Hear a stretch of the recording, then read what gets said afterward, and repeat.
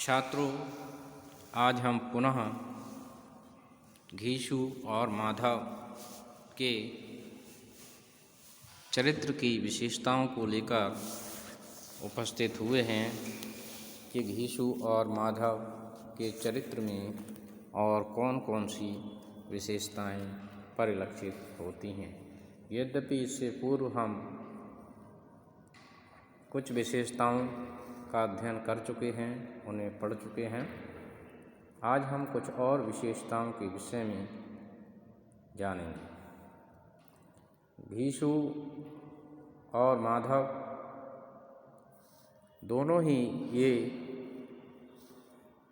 परंपरा के विरोधी दिखाए गए हैं और कफन की परंपरा के विरोधी वे क्यों हैं, ये उनको कुछ परिस्थितियों ने बना दिया है। बाजार में पहुंचकर घीशु बोला, लकड़ी तो उसे जलाने भर को मिल गई हैं, क्यों माधव? माधव बोला, हाँ लकड़ी तो बहुत हैं, अब कफन चाहिए तो चलो कोई हल्का सा कफन ले लें। कि चलो कोई हल्का सा कफन ले लें, और क्या लाश उठते उठते रात हो जाएगी, रात को कफन कौन देखता है। कैसा बुरा रिवाज है जिससे जीते जी तन ढकने को चीथड़ा भी न मिला, उसे मरने पर नया कफन चाहिए।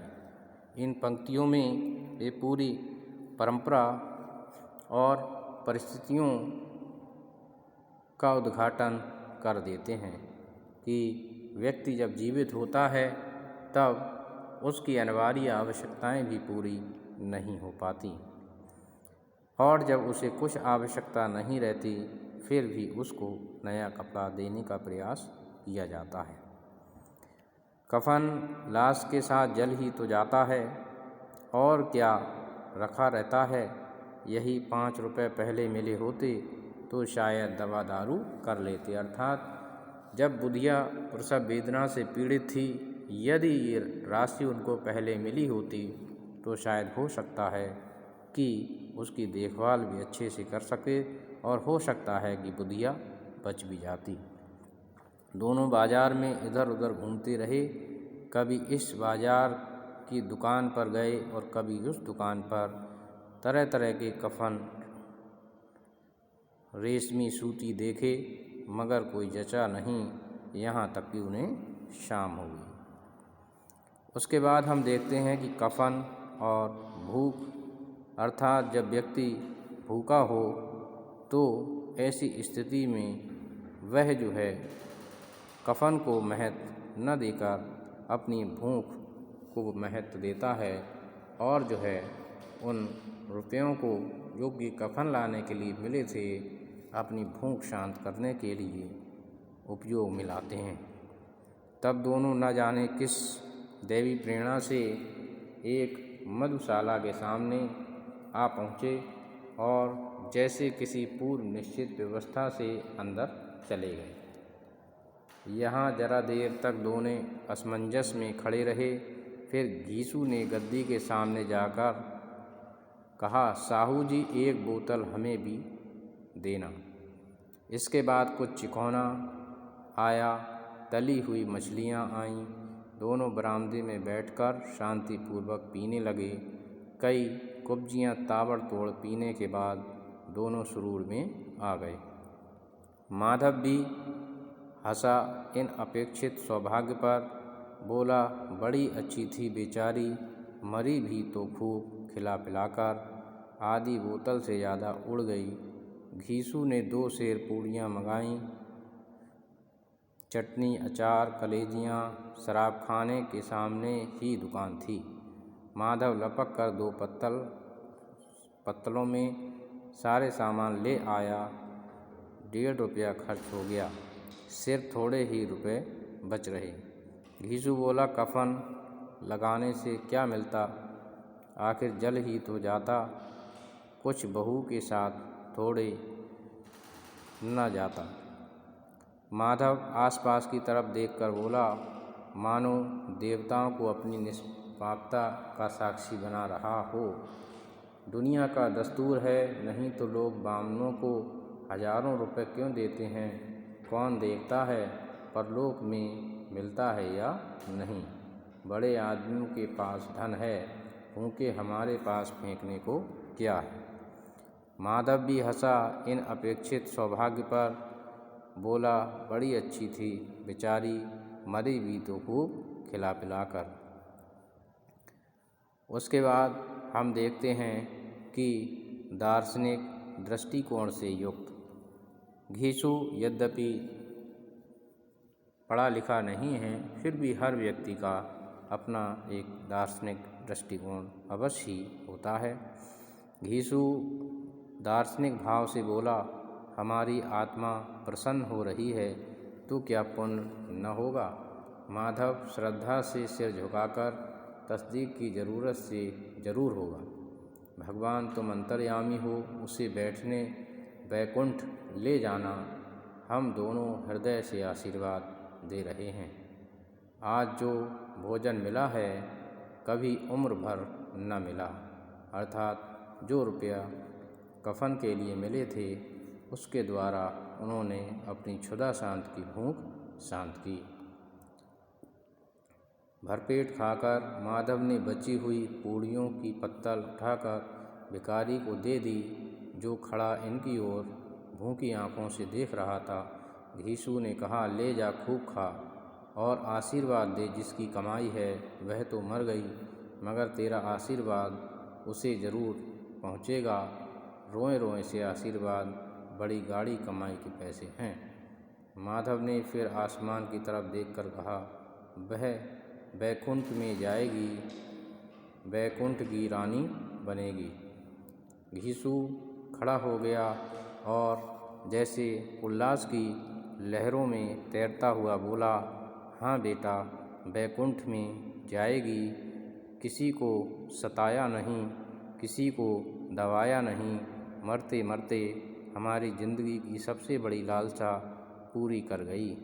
वह न बैकुंठ में जाएगी तो क्या ये मोटे मोटे लोग जाएंगे जो गरीबों को दोनों हाथों से लूटते हैं और अपने पाप को धोने के लिए गंगा में नहाते हैं और मंदिरों में फूल चढ़ाते हैं और दोनों खड़े होकर गाने लगे, ठगनी क्यों नैना झमकाए ठगनी।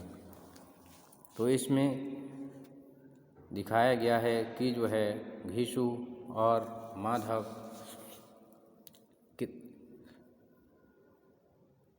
कई दिनों से भूखे हैं, अर्थात उनको भरपेट भोजन भी प्राप्त नहीं हुआ है। आज जो कफन का विरोध घीसु और माधव ने किया है वह उनकी परिस्थितियों के कारण ही उन्होंने ऐसा कहा है। और दूसरा यह भी बताया है कि बैकुंठ अर्थात स्वर्ग लोक, जो लोग जो है सच्चाई के रास्ते पर चलते हैं, जो कभी किसी को सताते नहीं हैं, लोगों की भलाई करते हैं, वे लोग निश्चित ही बैकुंठ पहुँचते हैं। और दूसरे यह भी बताने का प्रयास किया है कि जो लोग जीवन भर गलत कार्य करते हैं, पाप करते रहते हैं और उसके बाद यदि इस प्रकार के कार्य वे करते हैं तो निश्चित रूप से वे अपने पापों को छुपाने का कार्य करते हैं। इस प्रकार से हम देखते हैं कि घीसु और माधव दोनों ही संकटकालीन स्थितियों में उन्होंने जीवन को जिया है और उनके चरित्र की हमने बहुत सारी विशेषताएं देखी हैं कि जब व्यक्ति भूख से व्याकुल होता है तो उसके विवेक को भूख कुंद कर देती है, अर्थात भूख के कारण व्यक्ति का विवेक भी समाप्त हो जाता है। दूसरी इस व्यवस्था की ओर भी घीसू और माधव ने संकेत किया है कि जीते जी यदि उसको वे रुपए मिल जाते तो निश्चित रूप से घीसू और माधव उसका इलाज करा पाते, उसकी देखभाल कर पाते और हो सकता है कि बुधिया और बुधिया का बच्चा बच सकता था। परंतु जब उसे आवश्यकता थी उस समय वे रुपए उन दोनों को प्राप्त न हो सके। दूसरे घीसू और माधव के द्वारा कफन के लिए मिले हुए रुपयों को वे कफन न खरीदकर बल्कि उन रुपयों से अपने जीवन भर की लालसा को पूरी करते हैं, अर्थात जो काफ़ी लंबे समय से अतृप्त थे उस अतृप्ति के लिए वे उसके द्वारा पूरा करते हैं। घीसू ठाकुर साहब की बारात का